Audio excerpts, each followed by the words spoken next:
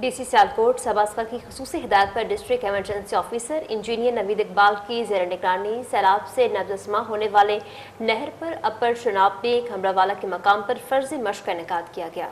ज़िला भर के तमाम महकमों रेस्क्यू 1122 समेत हेल्थ, वासा, महकमा अनहार, लाइव स्टॉक और समाजी तंजीमों ने सैलाबी सूरत हाल के पेश नज़र फ़र्जी मशकों में सैलाब से नबर्द आज़मा होने वाले आलात के स्टॉल लगाए, जबकि फ़र्जी मशकों में रेस्क्यू 1122 के हमरा रेस्क्यू स्काउट्स ने भी हिस्सा लिया। Additional deputy commissioner revenue Malik Abbas Zulqarnain, AC Sambrial Adnan Bashir और district emergency officer engineer Naveed Iqbal, XEN irrigation Fahad ने फ़र्जी मश्क का जायज़ा लिया और स्टॉल्स का दौरा भी किया। इस मौके पर चैम्बर डिज़ास्टर कमेटी के चेयरमैन जवाद, समाजी रहनुमा इशफाक नज़र और दीगर भी मौजूद थे। रेस्क्यू 1122 ने सैलाब के दौरान ऑपरेशन का अमली मुजाहिरा किया, इब्तदाई तिबी इमदाद का फील्ड कैंप लगाया और सैलाब के दौरान फंस जाने वाले लोगों को महफूज जगह पर रेस्क्यू करना और डूब कर हलाक होने वालों की तलाश के लिए सर्च ऑपरेशन का मुजाहिरा भी पेश किया गया।